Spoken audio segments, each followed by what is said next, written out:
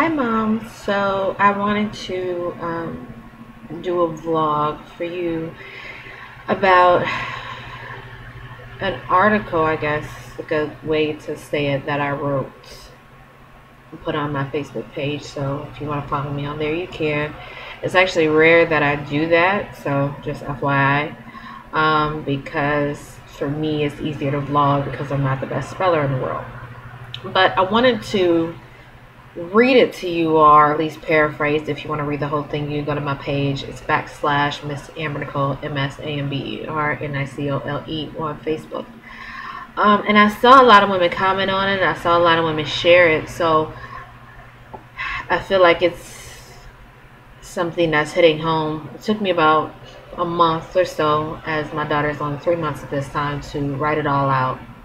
I want to read it for you ladies because I know my YouTubers are different from my Facebook followers. So I wanted to give you all something that they enjoyed as well. And I'll paraphrase some of this and just kind of go over it. So it's 7 things the mother of your child may not tell you. So if you want to forward this to a man in your life, or a man that's about to have a child or just had a child, by all means feel free. And this is me just writing this from the perspective of a new mom and just having one child. So number 1, we love our child, but there are moments of rethinking the whole thing mixed with crazy thought of doing it again for all the joy we feel. Having a child always reminds you of when you didn't have one. And although there are moms who say, oh my God, I love being a mother, and I do, I love being a mother, I love my daughter, you do think back of, maybe I should have waited a few more days, or a few more weeks, or a few more years, or, you know, maybe my life could have pushed this back some. Or some people, maybe they're just in their place where they're like, oh great, I'm a mom and it's no big deal.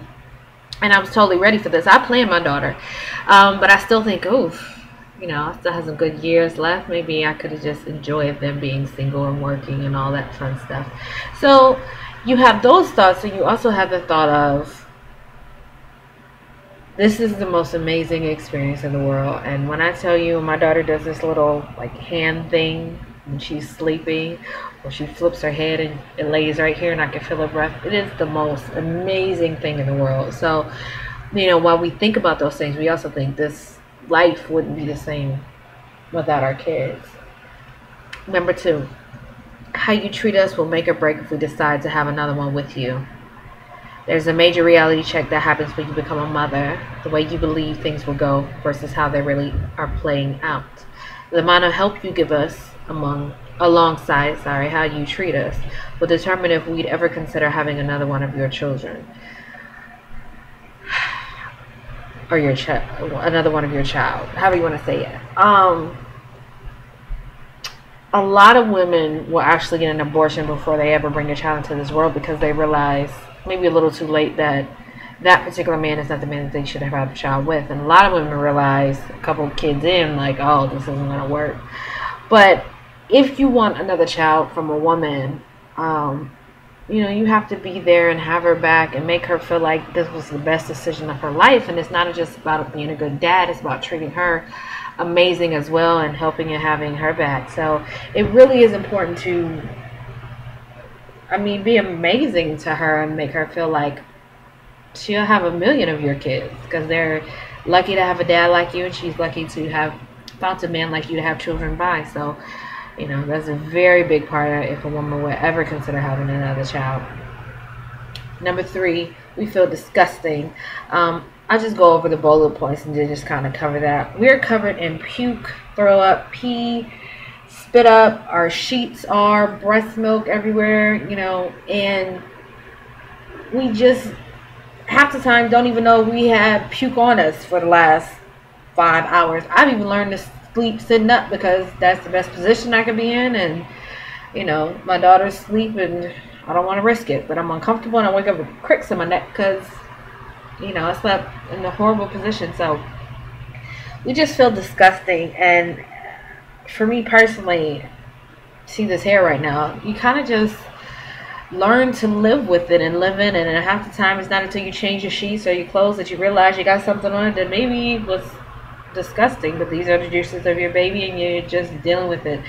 And when you have to pick between eating, sleeping, and showering, usually showering comes last because the other two are so important, which I need to be sleeping now. So just know that, I mean, a lot of times we don't feel our best because we don't, we're in mom clothes and covered in crap. So, we want to put on nice clothes and wear nice things, but it's pointless. Number 4, our bodies are not our own. Pregnancy brain still happens, which I didn't think was true until I couldn't even spell my own name. It's this cloudy stage where your mind doesn't work right, where you hope you don't forget the baby, in the house when you're going out. Maybe some moms have forgot the baby in the house when they've gone out. You really do surprise yourself at the different things that happen when you're looking for your cell phone and you're talking on it, or you're looking for your wallet and it's in your hand. I've done that at the grocery store.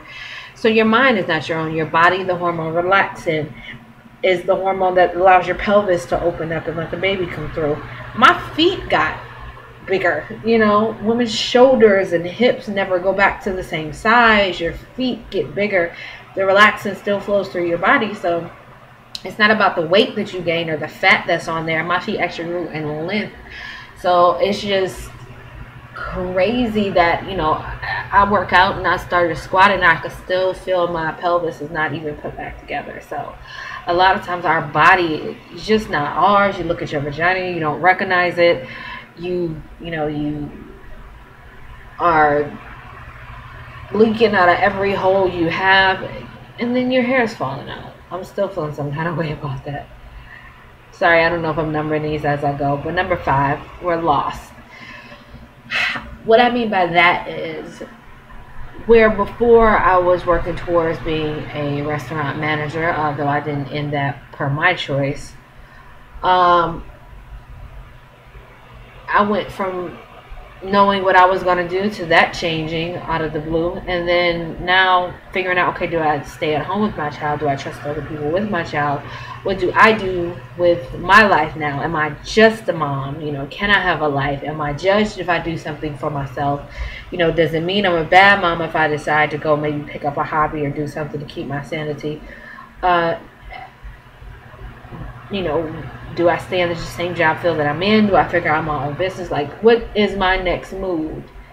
And a lot of times, some women have planned out, and this is not obviously a stickler for everybody, but you feel lost. It's like, what do I do? Do I take care of myself first? Does that make me a bad person if I take care of myself first? If I'm trying to make sure I'm okay so that I can take care of everybody else, or is everybody going to judge me because I decide to do something for myself first and make me feel like I'm not a good mom because that's not how they do it, or that's not their view on it? It's just so many little ins and outs to feeling lost and what's our next move. And a lot of times the relationship dynamic with your husband or your partner changes, or maybe there is no partner, or you have to figure out everything on your own. So a lot of times feeling not only with the pregnancy brain, but just feeling cloudy and not being able to see clearly what's going to happen next and taking it day by day can be, your new place or her new place. Number 6, we're still individuals. Because she became a mom does not mean she stopped being a woman. Does not mean she, stopped being wanted. And even if she maybe doesn't have the energy for sex, which can change, it doesn't mean that she doesn't want to be dated or bought flowers or said, I got a sitter, we're going out, or I got a sitter, you can go to sleep. She still wants to feel like that woman that you lusted after enough to get pregnant.